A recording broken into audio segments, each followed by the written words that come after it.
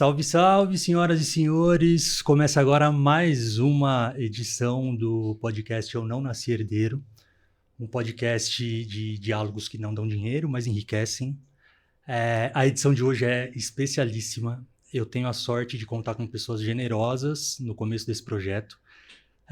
Pessoas que às vezes eu sou mais próximo, às vezes eu conheço um pouco mais de longe, mas que sempre toparam desde o primeiro momento, quando entenderam qual que era a minha proposta. E aí, por acaso, eu jamais esperaria que logo nessa primeira temporada eu conseguisse conversar com uma pessoa tão bacana e que pudesse acrescentar tanto, que eu tenho certeza que vai poder acrescentar, porque eu conheço o trabalho dela há bastante tempo e muitos de vocês também conhecem. Eu estou aqui com a jornalista e escritora Pétria Chaves. Ela tem um programa chamado Revista CBN, na Rádio CBN, todos os sábados e domingos. Se você não ouviu, você está perdendo muito. Então, ouça. Pétria, obrigado, bem-vinda. Eba, obrigado pelo convite, alegria estar aqui. E você sabe que a gente que é de rádio, né? Eu tenho vários projetos, mas principalmente o Revista CBN. E a gente ama conversar com quem fala, eu ouço rádio, eu adoro rádio, ouço o seu programa, é uma delícia, né? Eu sou amante de rádio antes de qualquer coisa. Aham. Eu sou aquela pessoa que acorda de manhã e coloca, claro, não tem mais o radinho de pilha, mas eu coloco no aplicativo e faço meu café da manhã ouvindo rádio. É muito legal. Então as pessoas às vezes estranham um pouco esse hábito, mas para mim é incrível. E a CBN, de maneira geral, eu herdei isso da minha mãe, porque minha mãe sempre ouviu muito rádio. Uhum. Só que minha mãe é de 1950, né? Tá. Então, na época dela, ela ouvia muito rádio Jovem Pan AM, Tá. que ela conta, enfim. Vambora. Quando a Jovem Pan era outra coisa, exato. E vambora, A o gente pulo do gato, cresceu, tudo né, isso com isso. eu ouvia na infância. E aí eu achei legal porque a CBN se tornou a minha rádio por mim mesmo, sabe? Que bom. E então é uma rádio que eu respeito muito, que eu aprendo muito, eu também sou jornalista. Tem aquela frustraçãozinha, porque a gente admira muito quem conseguiu ir, né, para os meios de comunicação e para as redações, né?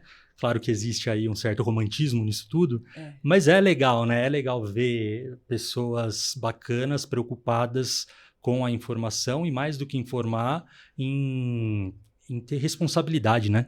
E, enfim, a gente pode falar muito sobre isso também ao longo do programa, mas o que me chama a atenção e que me faz ser o seu ouvinte há muito tempo é exatamente esse cuidado que você tem, né, com o ouvinte, com a informação, com como aquilo vai impactar nas pessoas, como as pessoas vão construir uma ideia ou uma opinião em cima daquilo que você está dizendo.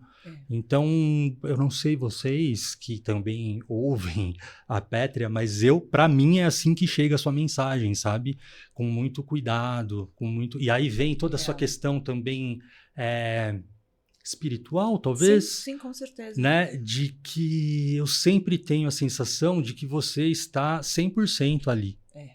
Se você está entrevistando alguém, porque, como eu disse, né, eu acompanho a rádio, e aí às vezes a gente vê, e às vezes, né, vaza um som, vê que aquilo tá uma loucura, e o estúdio realmente é um organismo vivo. Total. Mas eu tenho a impressão que quando é você que tá ali, esse organismo vivo ele fica um pouquinho mais sereno, sabe? Eu puxo todo mundo para mim. Porque talvez eu tenha essa sensação, gente, né? Enfim, você vê que, né? Mas eu queria ouvir uma de você, como é que é isso? Né? A gente adora ouvir essa percepção, porque... Primeiro, é sim uma responsabilidade gigantesca, e eu sempre me coloquei essa responsabilidade muito grande desde o início, né? Desde o início da minha carreira, eu tô há 20 anos na CBN, né? Apresentando esse programa que você comentou já há quase 13. Então, é uma responsabilidade que eu me coloco desde sempre em tudo que eu faço. E é muito interessante a gente faz um corte e vem para 2026, em que eu entendo e percebo que esse tipo de preocupação ou esse tipo de posicionamento, como você falou, né, de estar 100% presente no que nós fazemos, cara, isso virou ouro, porque tudo nos leva hoje à falta de presença e o roubo da nossa atenção, né? Isso virou um comércio, porque hoje as grandes big techs faturam em cima da nossa atenção e dessa presença roubada.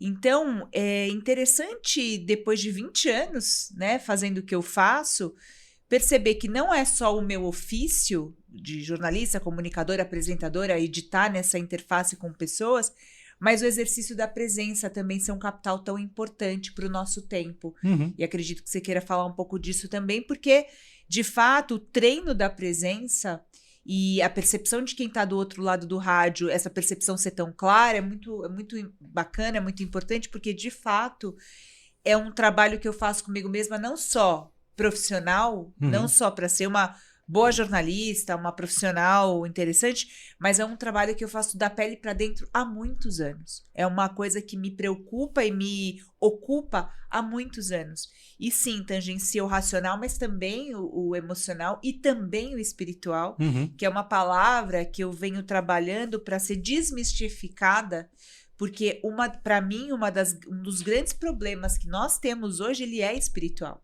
E tanto é espiritual que ele vem sendo capturado por instituições religiosas em nome de Deus ou de que seja lá o que for, enquanto não, a inteligência espiritual é algo inato, algo de todos nós que vem sendo banalizado, sufocado, ceifado.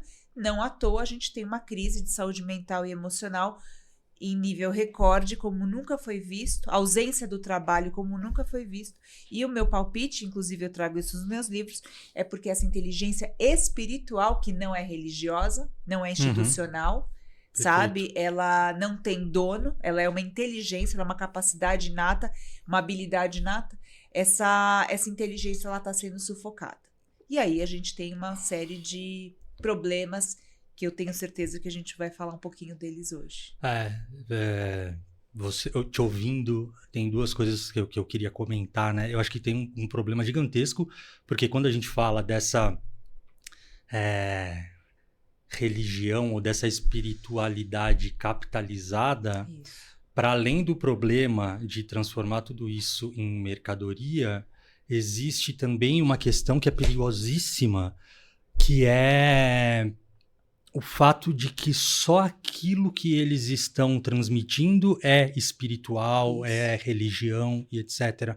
Porque se fosse ali, tudo bem, pra gente é isso, mas tudo bem pros outros ser outra coisa, tudo bem a gente não concordar, tá se tornando um mercado e etc. Mas ali, né, cada um acredita naquilo que acha que te faz bem.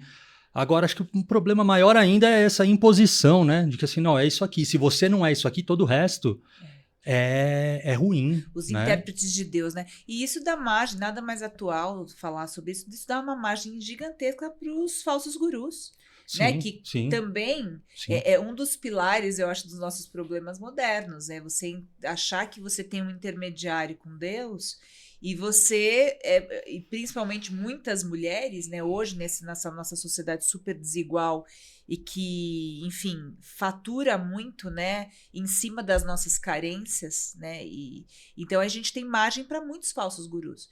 E o meu ponto, ao longo da minha trajetória pessoal, de estudo da comunicação, de estudo do campo público, do diálogo, da falta de atenção e presença, a comunicação principalmente, né, porque é o diálogo e ver como a sociedade ela vem se desenvolvendo para o bem e para o mal, eu vejo esses buracos, né, que é tanto da nossa falta de estudo do que é de dentro, da nossa engenharia interna. Então aí é muito fácil a gente delegar o nosso poder para os outros. Isso a gente está falando não só da espiritualidade, a gente está falando da política também, né? E do nosso propósito, a gente achar que o propósito está fora, quando na verdade é o nosso desenvolvimento de dentro que vai fazer com que a gente entenda melhor o nosso caminho. Então, assim, a gente tem uma série de questões aí que são importantes, né, da gente falar, mas tudo isso eu volto ao comecinho dessa nossa conversa. É falta de presença e falta de acreditar no que nós sentimos em conexão com a nossa inteligência intelectual. Essa falta de conexão com o que a gente sente de fato é um dos grandes problemas que nós temos hoje em dia, na minha visão, na minha pesquisa e no meu contato com as pessoas, sabe? E aí, como que, né, a gente vai querer que a humanidade seja presente se, aí saindo um pouco dessa questão de religião, espiritualidade, etc., Se a gente vai no supermercado hoje e já tem ovo de Páscoa, sabe?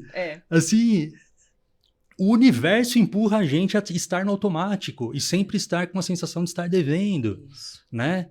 E aí a gente também fala, mas a gente fala não, né? De fato, as pessoas precisam sair do automático e começar a olhar um pouco mais para dentro, que é tudo que você traz, né?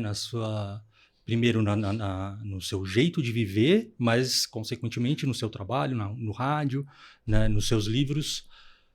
Só que se a pessoa não conseguir, né, ter esse estalo de que, não, pera, calma, eu preciso frear, vai embora, cara. Porque é isso, tipo, não passou o carnaval e já tem ovo de Páscoa vendendo. E a gente já tá falando, meu Deus, eu preciso comprar ovo de Páscoa. Mas será que eu vou comprar agora? Porque aí vai ter o carnaval, e aí no carnaval as pessoas vão viajar, e será que vai comprar mais? Vai faltar? E quando você vê, você já tá vivendo uma data que é em abril. E a gente tá no meio de fevereiro, né? A gente está gravando aqui agora no meio de fevereiro, né? Mas enfim, tudo isso é incrível, mas eu queria direcionar um pouco mais aqui a nossa conversa, né? Porque eu vou até usar uma colinha aqui, porque eu anotei algumas coisas para começar o papo de uma maneira mais canalizada mesmo, né? Mais direcionada. Como eu disse, falei para você fora do ar e venho falando para as pessoas no programa, o podcast Eu Não Nasci Herdeiro, ele nasceu de uma vontade de criar um espaço de acolhimento. Sim. E também de lugar de reflexão para que pessoas que estejam passando por um momento de dúvida, de questionamento, de falta de propósito, de crise de meia-idade, de crise profissional e etc., percebam que, primeiro, elas não estão sozinhas. Né? Tem mais gente que está passando por isso.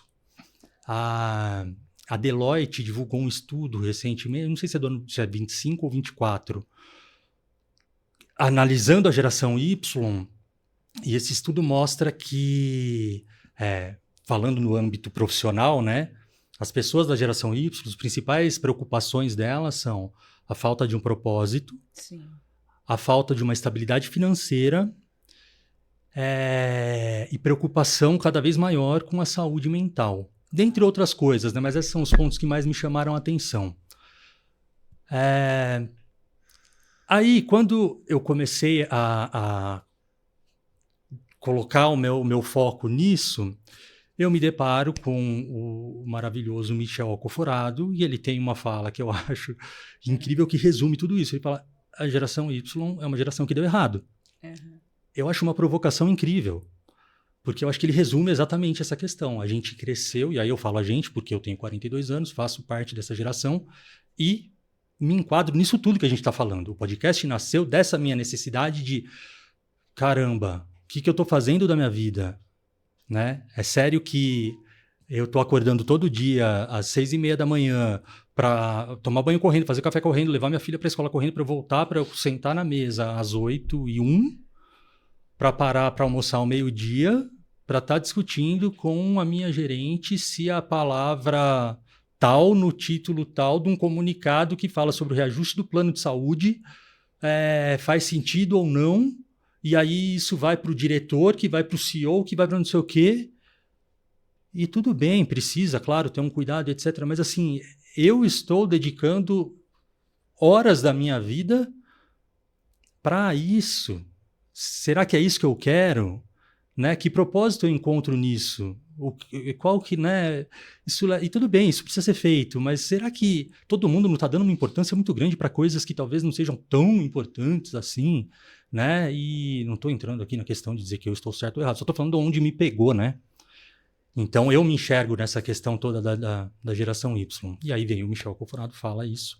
E eu começo a prestar atenção, e começo a estudar, e começo a ver, e começo a perceber que tem um monte de gente perdida quando eu comuniquei o meu desligamento da empresa. Quando eu levantei a mão e falei, para mim não dá? Claro, com muita conversa com a minha esposa, me preparando, não é uma decisão do dia para a noite, né? Foram meses ali de conversa, terapia em dia, medicação em dia, tudo em dia, para chegar nesse ponto.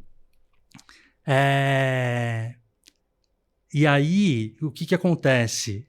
As pessoas, uma das coisas que eu mais ouvia e que eu achava muito maluco, as pessoas, cara, parabéns pela coragem. E eu tava me achando o cara mais medroso, não era coragem, era desespero. Eu falava pra gente, não é coragem, é desespero. Falou, não, é coragem. E depois eu comecei a conversar com pessoas que também fizeram esse movimento, e elas me passaram essa mesma percepção. Falaram, quando eu passei por isso, eu também estava morrendo de medo, mas depois eu percebi que eu fui muito corajosa. E eu tô entrando nessa fase de perceber, cara, eu realmente fui corajoso. Só fui corajoso porque eu tenho uma mulher incrível do meu lado que segura muito a barra, e onde é uma pessoa extremamente incrível, companheira e profissionalmente extremamente competente, que consegue falar, não, vamos lá, vamos, a gente faz as contas aqui, tenta ver como que você vai conseguir direcionar esse novo caminho. Tudo isso para dizer que cheguei até um post seu que me fez muito sentido. E que me levou a conhecer o seu último livro, que vou colocar ele aqui para que as pessoas vejam, que é o Como Sei o que Sei, que basicamente fala sobre intuição. E aí a minha primeira pergunta, depois de 15 minutos falando, é como que a intuição pode ajudar a gente nesse momento?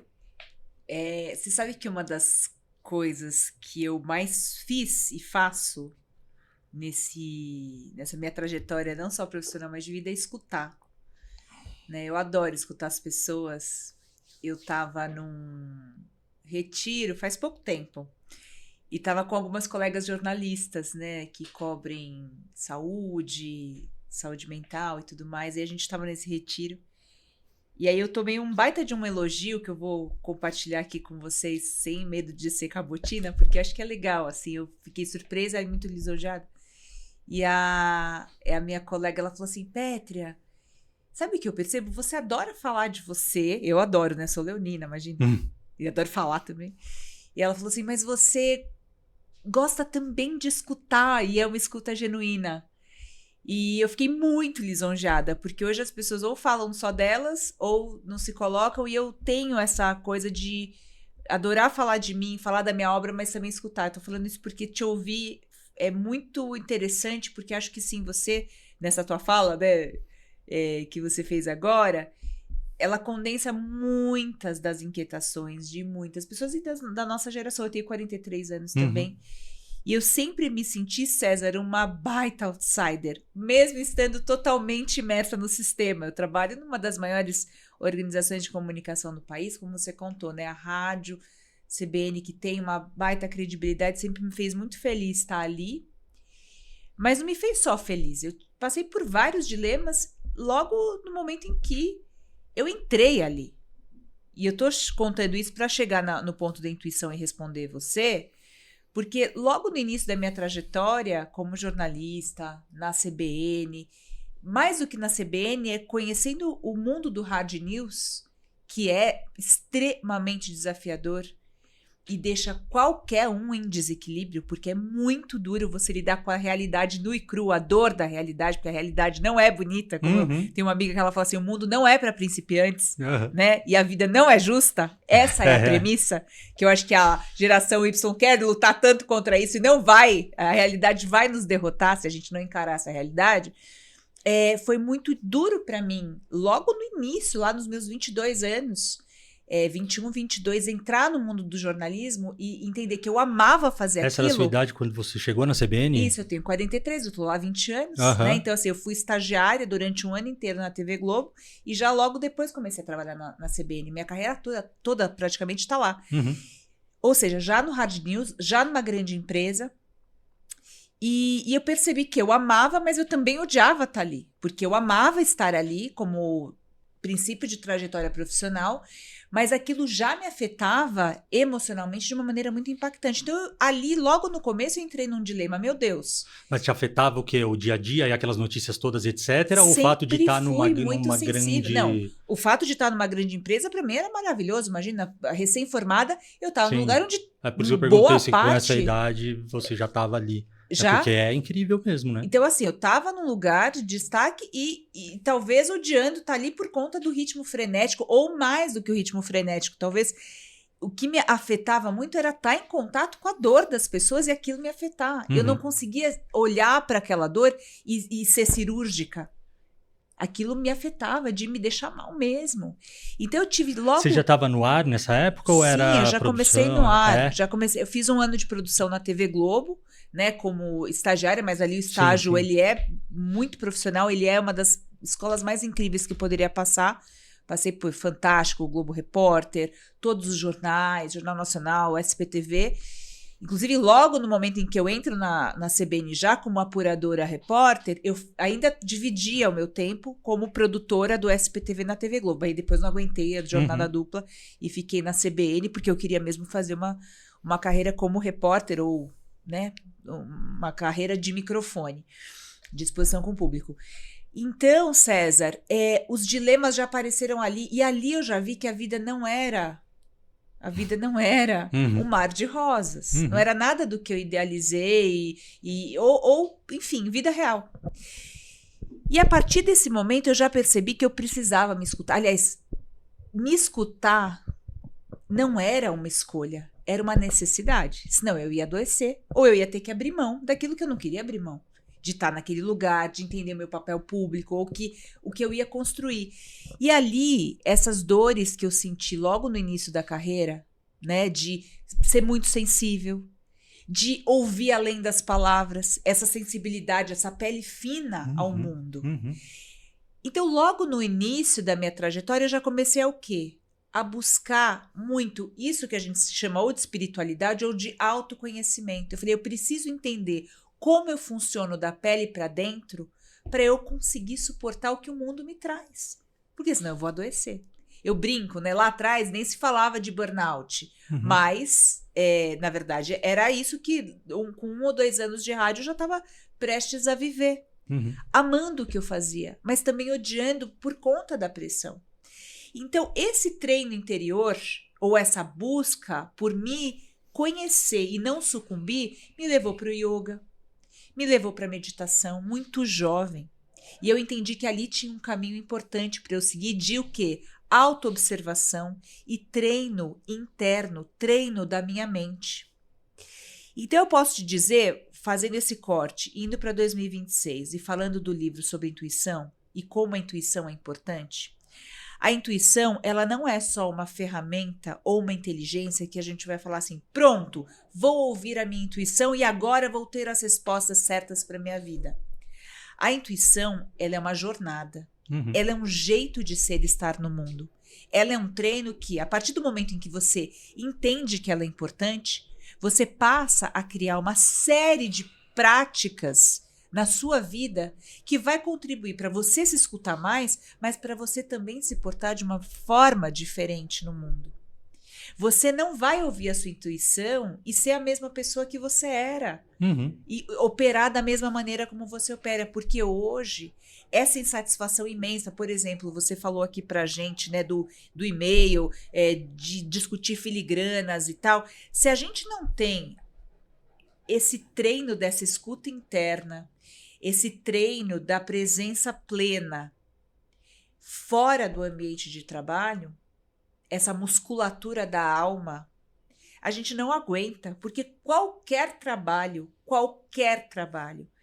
não vai ter propósito nenhum. Se a gente não tem esse treino interno, dessa musculatura interna, dessa inteligência intuitiva. Então, ela é muito mais profunda do que só ouvir uma voz que vai trazer para a gente respostas em relação ao nosso trabalho, ao nosso caminho. Ela é um jeito diferente de ser e estar no mundo que traz alimento anímico para nossa alma.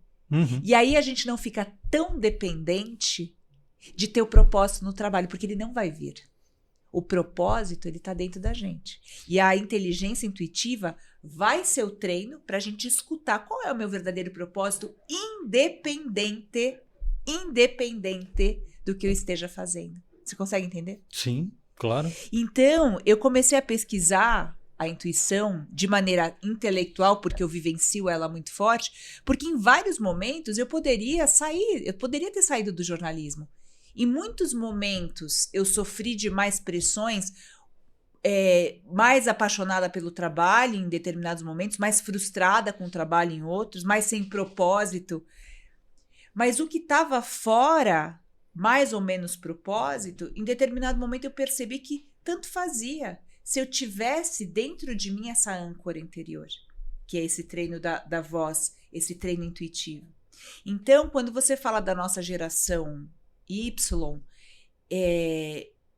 a gente acreditou muito que o propósito era transformar o mundo. Uhum. E aí, quando a gente se deparou com profissões, com trabalhos, com a realidade no cru, a gente se frustrou demais. Não tem caminho, não é para fora, é da pele para dentro. E é isso que eu tento trazer. Em toda essa minha pesquisa que eu fiz sobre intuição, que ela é permeada também pela minha experiência viva de entender que a vida mesmo, as respostas, nunca vão vir de fora. Elas vão vir desse treino da presença e de ouvir a voz que vai levar a gente para dentro de nós mesmos. Ótimo. Cara, é maravilhoso isso, né? Porque vai explodindo a cabeça. E aí, né, ouvindo você falar sobre essas questões da intuição, né? E aí, lendo também o seu livro, eu queria que você falasse um pouquinho também da diferença da intuição, porque a gente fala da intuição, que é quase que uma coisa assim, pelo menos vou falar um pouco da minha percepção, claro, tá? Com base em te ouvir e ler o livro e etc, né?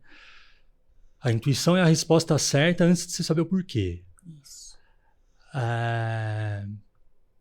E às vezes o porquê também não é claro. E aí a gente começa a fazer paralelos, assim, e aí eu queria saber de você, né, te ouvir. Qual seria, então, a diferença da intuição e da fé? Porque a fé, o ter fé, né, não só a fé, enfim, claro, tem vários sentidos, mas a fé propriamente dita é quase que aquilo de você acreditar em algo sem saber o porquê, né? E a intuição, ela me traz um pouco essa questão de que, não, é isso. O porquê a gente consegue descobrir. Não estou falando que não tem como, né? Sim. A fé, eu acho que já é um pouco mais difícil, talvez, né? Mas elas me parecem, num primeiro momento, próximas, né? Como que você distingue uma da outra? Eu acho que Faz nesse caso, sentido? eu vou te falar, eu acho que nesse caso do que você está falando, da distinção, talvez seja melhor a gente localizar e diferenciar intuição de superstição. Porque a fé é uma outra coisa. A fé, a boa fé, né? E eu falo sobre ela no livro. Eu sou uma pessoa eu tenho muita fé. Uhum. E eu acho que ela é uma musculatura da alma também. É um acreditar. Eu acredito, eu ouço minha alma, eu tento ter esse treino afinado. E a fé, ela é uma confiança. Inclusive, ela vem sendo muito estudada como um ativo importante em processos de cura, em processos de saída mesmo de tristezas profundas. É um acreditar, sabe? É uma visualização, vislumbrar que mesmo na pior situação do mundo, você é por um propósito maior, você vai conseguir sair. É uma crença, é uma força, é uma musculatura da alma. Eu gosto muito dessa imagem que eu já falei aqui em algum momento. Superstição, isso é diferente de fé e é diferente de intuição, sabe? E quando você fala de fé, de novo, não é essa fé que a gente vê sendo pregada por muitas igrejas que falam, tenha fé nesse Deus, tenha fé dessas coisas, né? Uma fé que é imputada. Não, a fé, ela é uma característica de almas fortes, que sabem afinar essa escuta. É dessa fé que eu estou dizendo, tá? Essa fé é muito importante. E ela conecta muito com esse acreditar na própria intuição. É a falta dessa fé que faz a gente não ouvir a intuição. Porque a gente quer tudo muito material, muito concreto. E a intuição, ela opera numa outra lógica.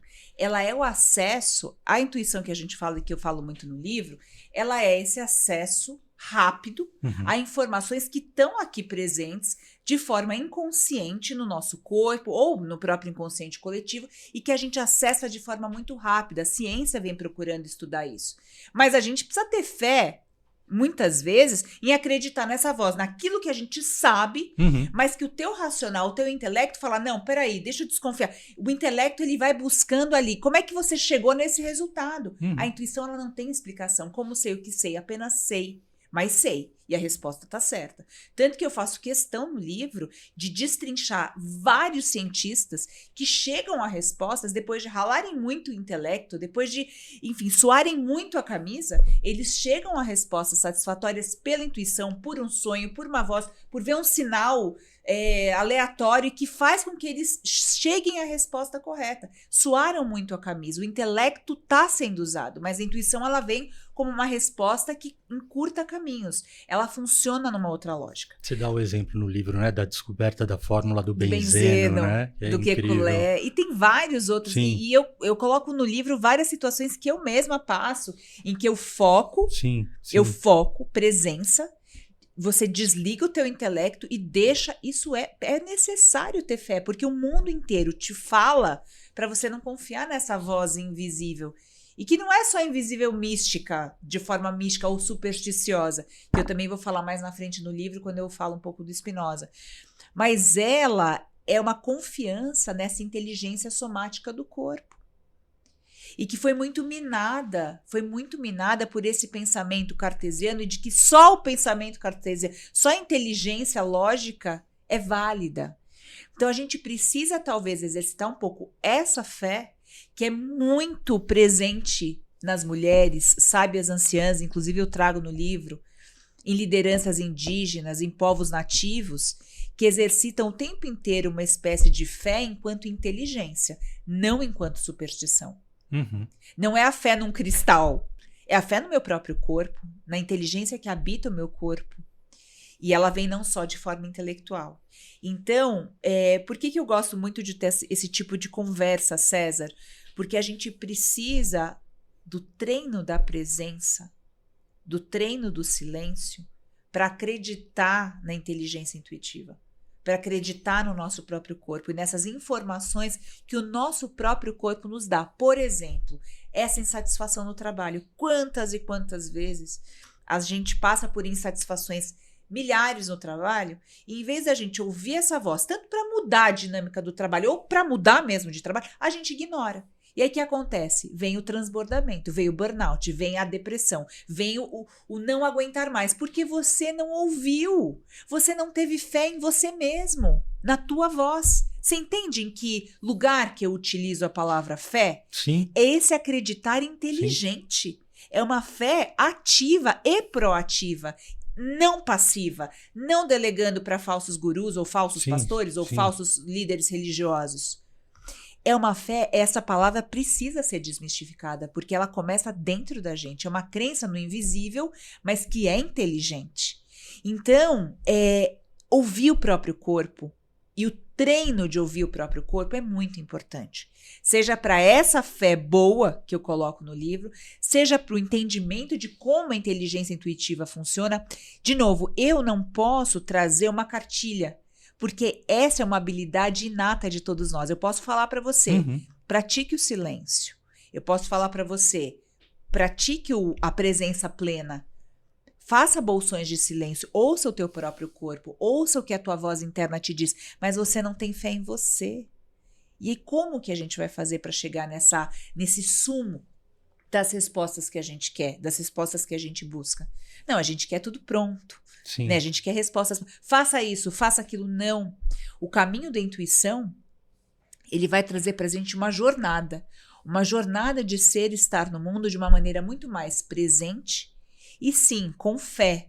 Mas essa fé inteligente que eu destrincho no livro, escutando, principalmente quem? Cientistas, muitos, mas sábias anciãs, mulheres mais velhas, pessoas que conhecem muito da vida e sabem o valor da gente ouvir aquilo que não é tão intelectual, que não é tão óbvio. Existe uma escuta fina que acontece aqui com todo o nosso corpo que a gente precisa exercitar. E para isso, César, a gente precisa ter um pouquinho de fé, desse tipo de fé que eu te contei agora. Eu queria fazer um parênteses rápido, mas para falar com quem estiver nos acompanhando, que se você tem um pouco desse perfil, ou um pouco muito, enfim, de ser mais cético, de, não, para mim tem que ser tudo com embasamento científico, isso, aquilo. Você deve ler o livro. Leia, porque que trabalho de pesquisa, Pétria. Que trabalho de pesquisa. E de ciência também, Sim, né, César? Pesquisa nesse sentido, Só de que trazer... é para deixar a pessoa mas é para as pessoas entenderem, sabe? É. Você fala com neurocientistas, você fala com pesquisadores, você fala com filósofos, você fala com anciãos e anciãs, você traz tudo isso, sabe? Então é possível, é muito bacana, não é diálogo. só um livro que vai Lógico. trazer questões de que precisamos acreditar na nossa intuição, porque é um trabalho de convencimento, eu diria, eu incrível. Eu falo que esse livro é um manifesto, ele é um manifesto de uma nova linguagem que precisa acontecer. Sabe? E a intuição, você sabe muito bem, eu também trago isso historicamente, porque eu trago também história e perspectivas, entrevistas físicos, matemáticos, engenheiros. É interessante porque eu quis fazer esse trabalho. Tem anciãos, tem povos originários, tem de tudo, mas tem muita ciência para poder explicar isso que a gente sente. E eu acredito que a união boa é a união da ciência com a espiritualidade, é a união da razão com a emoção. A gente precisa se integrar de uma vez por todas, meu Deus. Sabe? Falta essa integração. E você traz no livro, né? Por isso que eu falo que é muito completo, mas você traz, inclusive, esse contexto histórico do porquê que nós nos tornamos tão céticos e do porquê que queremos tanto essa busca das comprovações... reducionistas, sabe? objetivas e reducionistas, que acabaram virando reducionistas. E que a gente... Por que a gente passou a ignorar esse ouvir o interior, né? E não só o interior, mas em algum momento também você fala, eu não lembro se foi no livro ou em alguma entrevista que eu vi você falando sobre toda essa questão de intuição, né? Mas acho que é um exemplo prático muito bacana de, por exemplo, como que pode um indígena numa manhã de sol, de calor, de dia lindo, maravilhoso, saber que no final da tarde vai chover. E a gente fala, inteligência somática. Exato. E não é uma coisa que ele aprendeu, não é que ele sentou ali e falou, veio, sei lá, uma pessoa mais velha e falou, agora senta aí que eu vou te falar que quando bate esse vento assim, assim. Não, claro que também existe óbvio que existe essa transmissão geracional. Sim. Mas é a vivência, é a observação, é o sentir. Não, peraí, quando o vento é assim ou assado... A própria transmissão geracional que está em nós e também forma essa inteligência somática do corpo, as respostas que vêm por essa inteligência ancestral, essa IA, que para mim incrível, ela vem de forma intuitiva. E você acha que é só um relance, assim, é só um glimpse do que está acontecendo. Não, é uma resposta. Ouve. Meu Deus, ouça. Sim. Sabe? É isso que eu tento chacoalhar a cabeça das pessoas. Uhum. Ouça o que o teu corpo tá te dizendo, meu Deus. Uhum.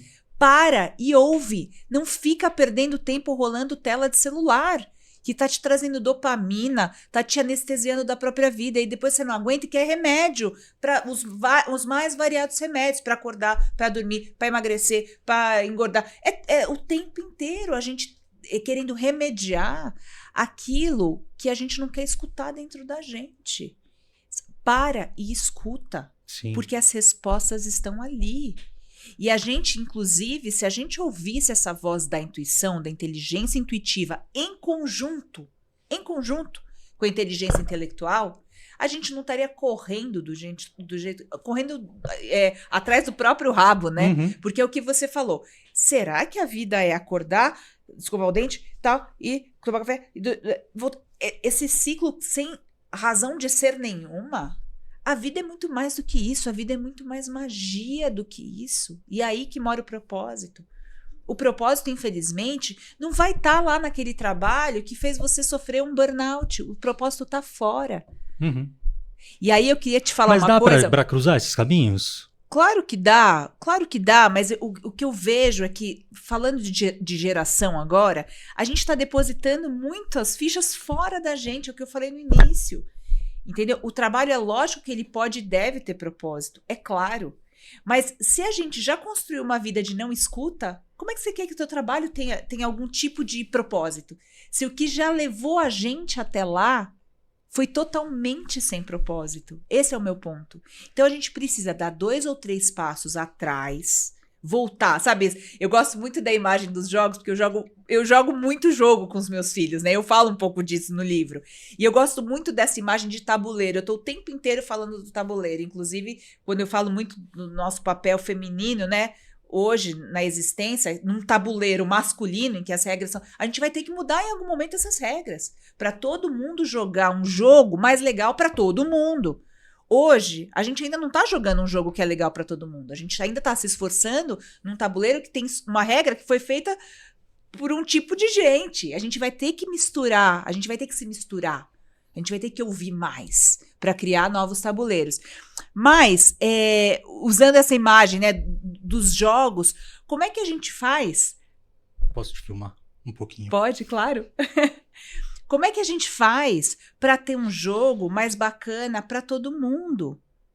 Entende? A gente precisa criar novas regras e prestar atenção no jogo da vida que a gente está vivendo, que a gente está jogando e escolhendo. Então, de novo, quando eu falo da questão da intuição, a gente precisa voltar 2 ou 3 casas nesse jogo da vida que a gente está vivendo para refazer as nossas escolhas. Será que você chegou no trabalho que você está, no cargo que você está, e aí você viu que não tem propósito nenhum? Volta 3 casas. Repensa a vida. Repensa. Só que isso é o tempo inteiro. O tempo inteiro a gente tem que estar fazendo escolhas. A gente não dá para a gente delegar para os outros, para o trabalho. O propósito está dentro da gente. E o que eu falo em relação à inteligência intuitiva é que se a gente não afinar esse ouvido para colocar a inteligência intuitiva junto com a nossa inteligência intelectual para nos apontar caminhos melhores, não vai ter solução. Não é só intuição e não é só intelecto. Então, quando você chegou num ponto da sua vida em que o trabalho realmente está insustentável, é lógico que você vai ter que ouvir sua intuição para mudar de rumo.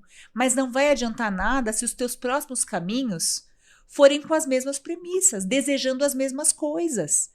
Precisa mudar a perspectiva, precisa mudar essa escuta interna do para que eu sirvo, para que eu estou inserido no mundo, qual é o meu papel. Faça essa análise. E para fazer essa análise com mais refinamento, você vai precisar se escutar.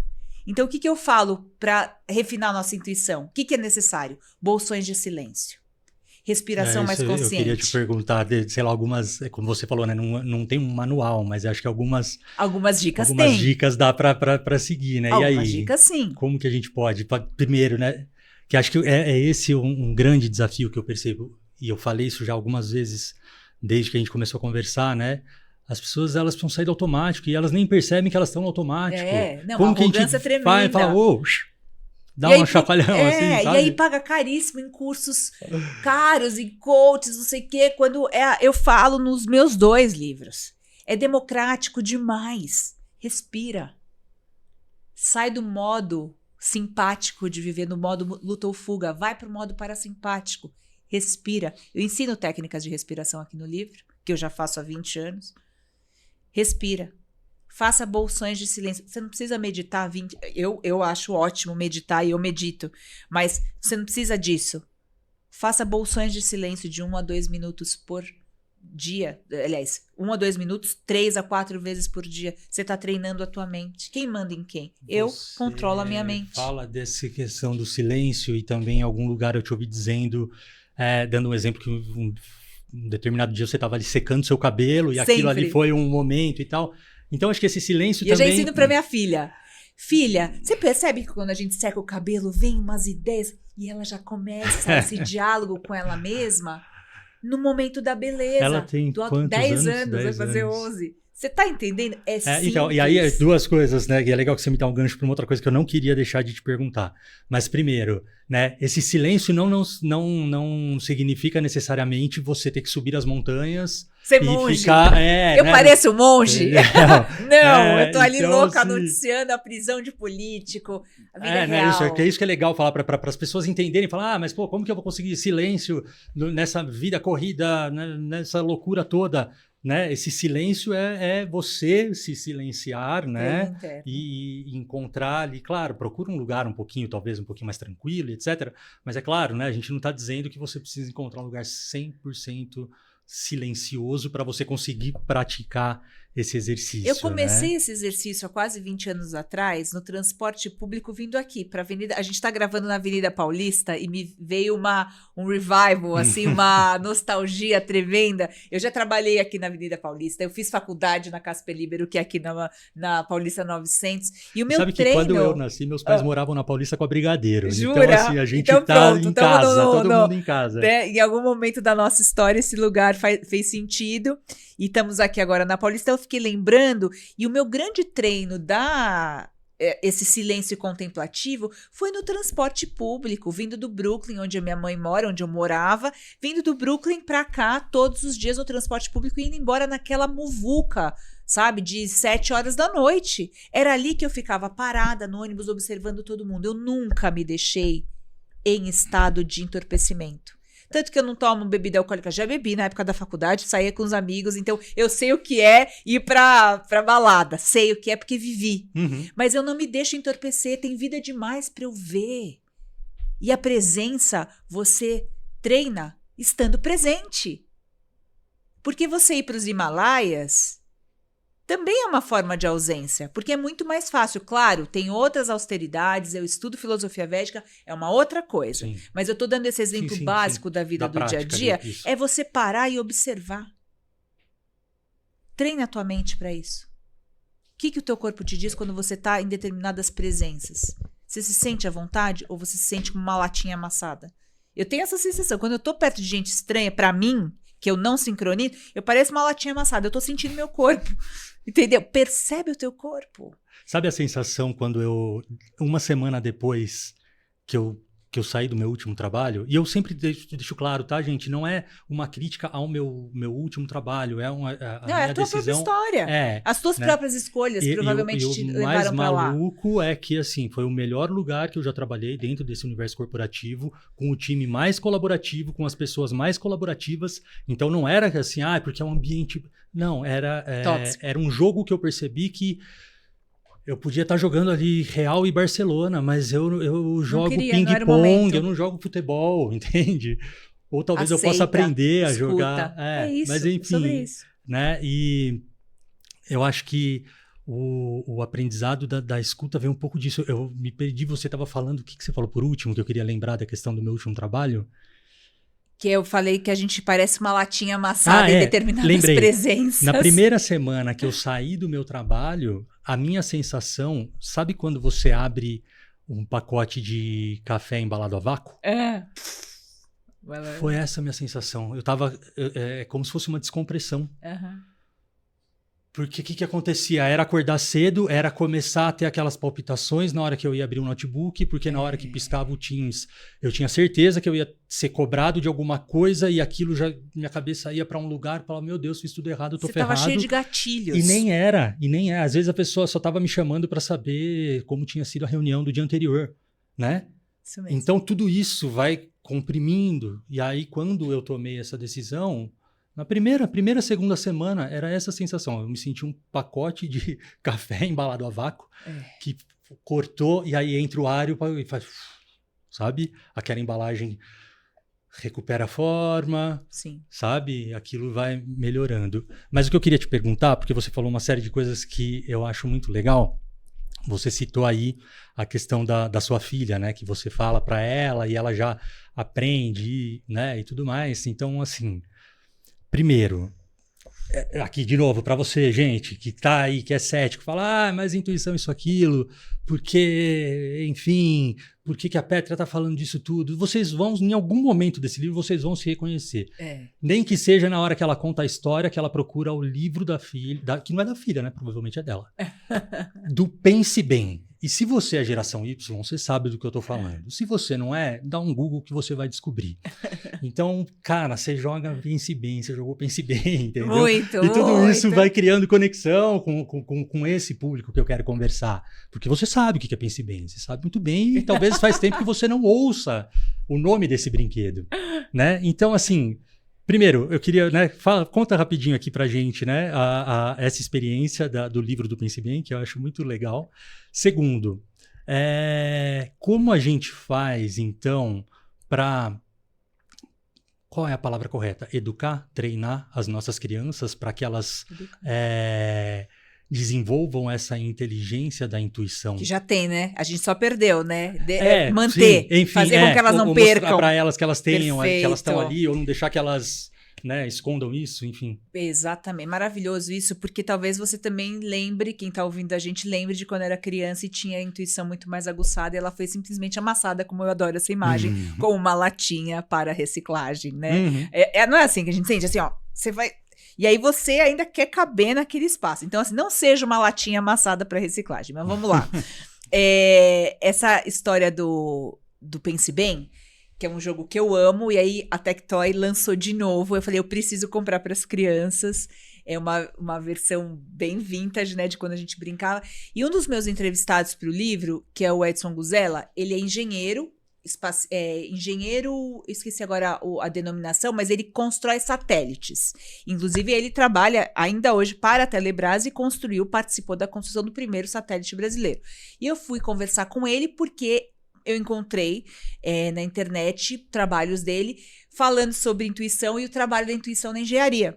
E aí eu quis entender como funcionava para ele e foi maravilhoso, porque além de ser engenheiro, construir satélites, ele também estuda teosofia, então esse tipo de pessoa que me pega, que une os dois lados, né? Pessoa interessante pra mim é a pessoa que une os dois lados. Se a pessoa é só Haribo, só Nova Era, não me interessa. Se a pessoa é só mecanicista reducionista, microbiologista reducionista, não me interessa.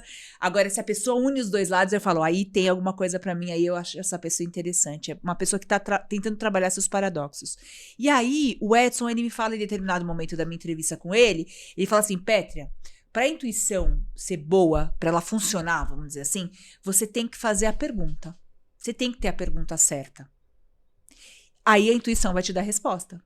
Você não pode dizer, quero ouvir minha intuição para falar do quê? X, ela não vai. Mas eu posso fazer um paralelo com os prompts da IA Exato. Hoje em dia? Você tem que saber fazer a pergunta. É assim que a intuição funciona. Exatamente como o teu chat GPT, para funcionar bem, é a tua intuição. Por isso que eu falo que ela é o nosso algoritmo biológico. Toda tecnologia, ela é construída em cima do que já existe em nós. Ela é só uma forma mais sofisticada ou material do que já existe no nosso arcabouço. Você tem que fazer a pergunta certa para a tua intuição funcionar. O Edson Guzella me ensinou isso. Bom, um belo dia, minha filha, eu recebo muitos livros, as crianças têm muitos livros, eu tenho minha biblioteca em casa, as crianças têm a bibliotequinha deles em casa, e a estante da minha filha com os livros estava uma bagunça tremenda, e ela queria o livrinho do Pense Bem, para brincar com o Pense Bem. E o livrinho do Pense Bem é o livrinho fininho, quem jogou Pense Bem lembra, é fininho, é cinza. É do tamanho de uma A4, talvez. É o tamanho mais ou menos de uma A4.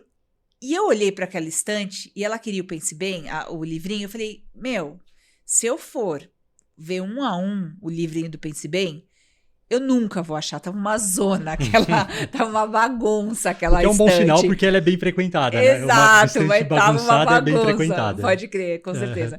E aí, eu parei na frente da estante e eu juro, eu lembrei do Edson Guzella. Então eu parei, que é o meu entrevistado. Eu parei e falei assim, onde está o livro do Pense Bem? Gente, eu simplesmente parei na frente daquela estante e a intuição, ela acontece, não é racional. Então não adianta você fazer a pergunta e querer ficar caçando resposta. Ela acontece. Eu parei na frente da estante e falei, onde está o livro do Pense Bem? E soltei. Eu soltei, e essa é uma experiência, não tem como eu explicar essa experiência para você, tem só como eu escrevê-la aqui. E eu simplesmente olhei para baixo. No que eu olhei para baixo, eu deixei meu corpo ser guiado. A inteligência somática do meu corpo guiar. Eu olhei para baixo. No que eu olhei para baixo, César, tinha uma nesguinha ali de um livro, uma pontinha assim, cinza. E tem o logo do Tectoy atrás. E tinha uma pontinha assim amarelinha. Eu falei, não acredito que eu encontrei o livro. Tava embaixo de tudo. Aí é o que eu falo aí eu puxei, o livro tava lá. Eu falo em várias horas sobre isso no livro, que assim, eu passei também por um assalto que eu me livrei, e eu brinco, eu falo assim, a minha avó diria que era o sopro de um anjo da guarda.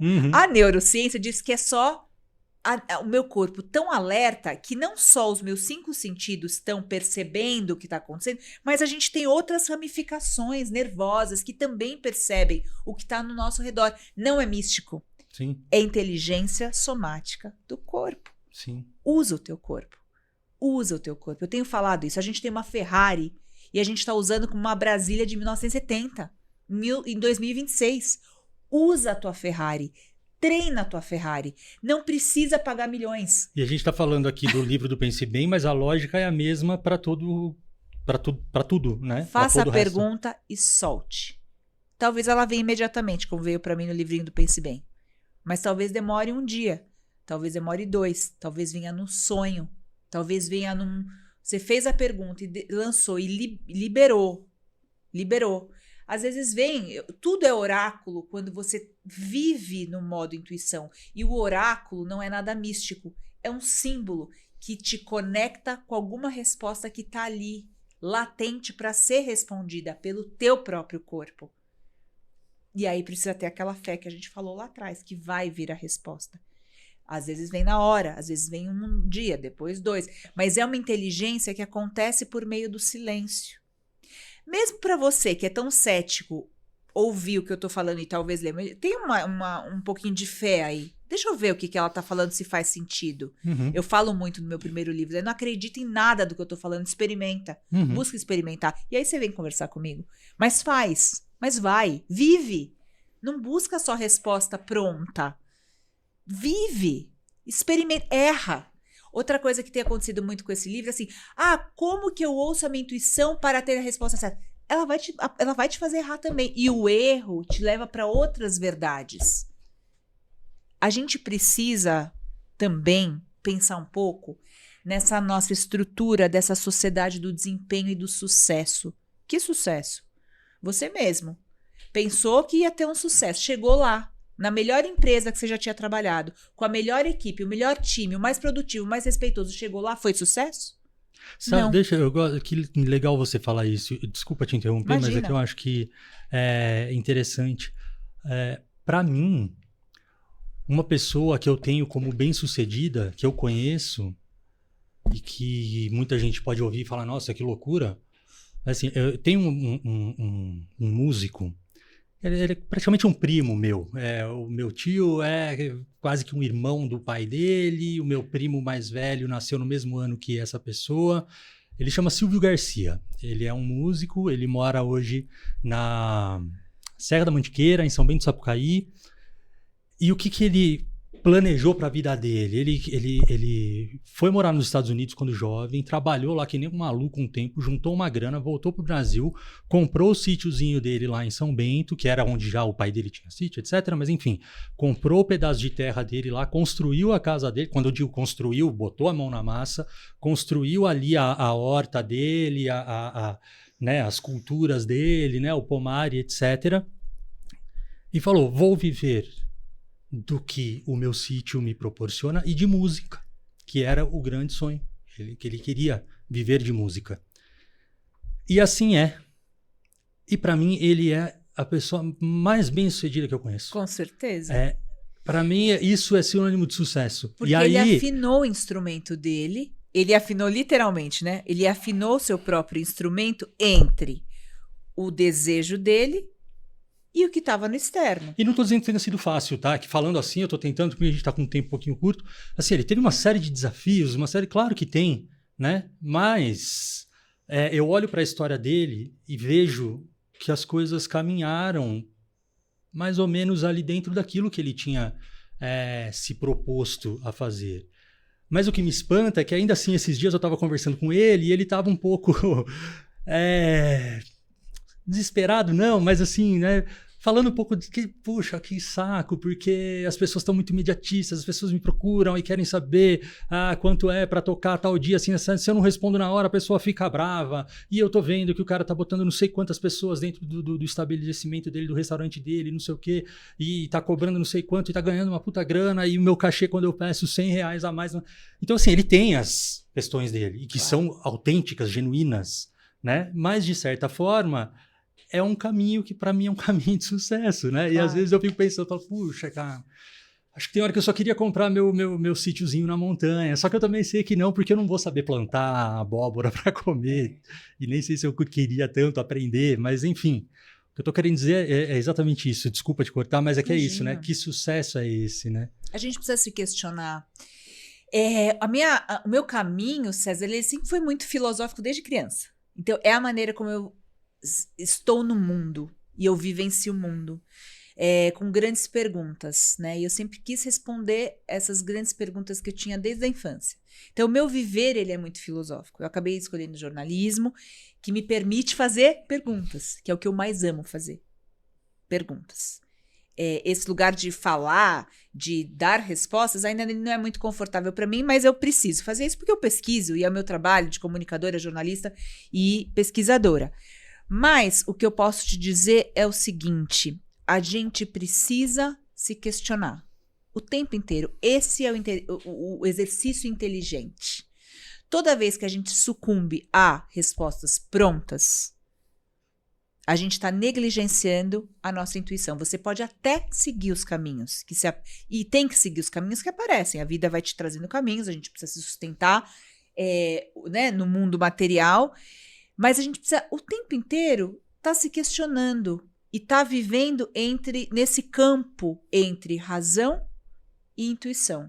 Razão e intuição, ouvindo os dois e fazendo com que um esteja a serviço do outro. A razão a serviço da intuição e a intuição a serviço da razão. O tempo inteiro. O feminino e o masculino. O yin e o yang. A razão e a intuição. A gente precisa afinar esse instrumento. Os desafios sempre vão acontecer. As pessoas querem hoje até mesmo ler o livro e saber mais da intuição para ter respostas. A intuição, ela é uma jornada. Ela é uma inteligência a ser reouvida, né? Você me perguntou das crianças, eu vou falar também. Mas não para ela dar as respostas certas. Não. É para ela nos afinar mais com quem nós somos. E eu te dou o exemplo de novo aqui do teu trabalho, que você falou que saiu e fez escolhas talvez erradas e tal. Mas essa jornada, quando você passou a ouvir você mesmo, ela te trouxe mais para você conhecer um pouco mais do César. E você entendeu que não podia mais com aquela vida que você tinha vivido até então. Agora você vai se construir de uma maneira muito mais autêntica, certamente. Vai continuar errando, vai continuar tomando caminhos errados, é claro, é da vida.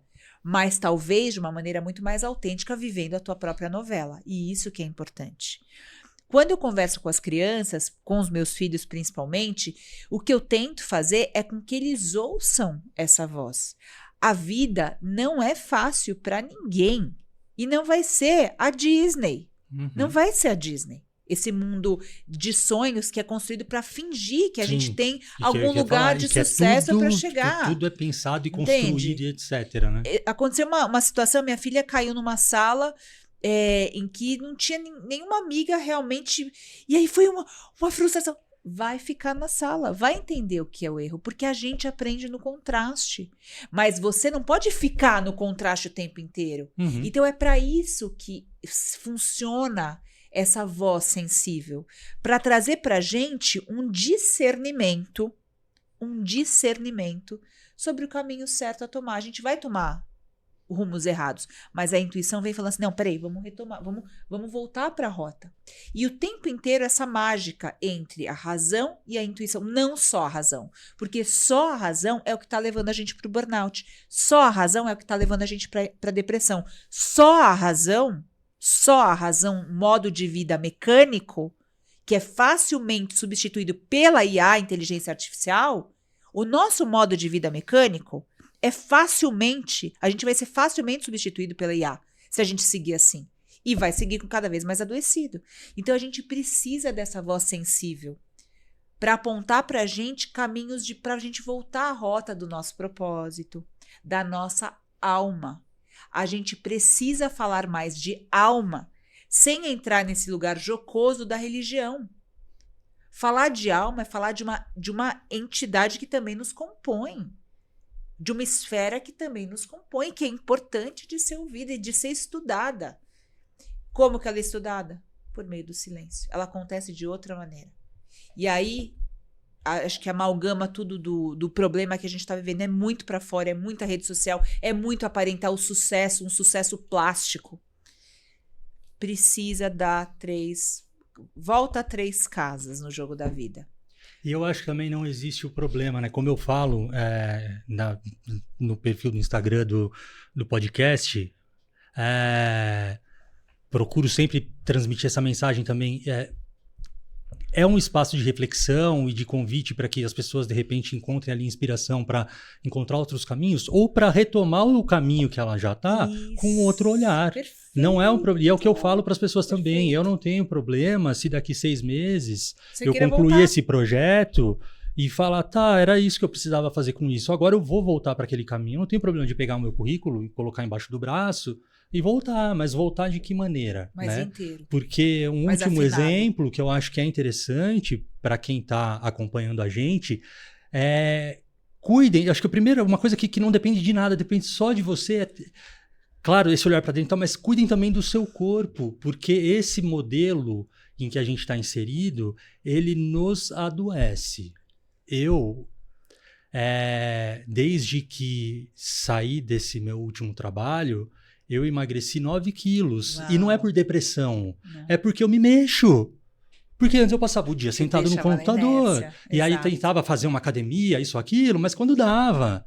Entendeu? Agora não. Agora eu levanto. Agora eu venho para São Paulo entrevistar pessoas incríveis. Agora eu vou estender a roupa. Eu vou no supermercado. Eu vou buscar minha filha. Sabe? E aí a gente fala, gente, esse modelo que é imposto pra gente, ele suga de fato a gente, se a gente não prestar atenção e viver só esse ser profissional, cara, vai chegar uma hora que a mente e corpo vão adoecer, né?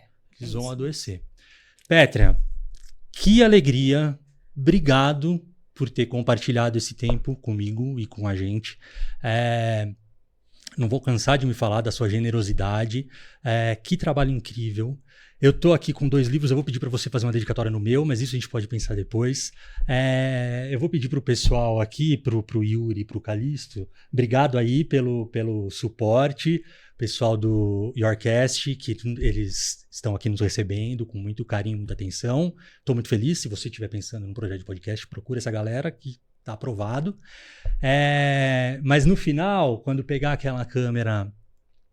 se puder pegar aquela câmera de cima, que eu vou pedir pra gente finalizar com a Pétrea fazendo uma dedicatória, porque eu trouxe um livro para ver como que eu vou fazer esse livro chegar para vocês que estão acompanhando a gente. Maravilhoso. Depois eu vou pensar como, mas enfim, esse livro vai ser para vocês. Coisas que eu não posso deixar de falar. Obrigado por me apresentar pessoas incríveis também. Você me apresentou pessoas como Pedro Doria, como Rossandro Klinge. Perfeito. Você me fez prestar atenção na necessidade da gente educar os nossos algoritmos. Isso mesmo.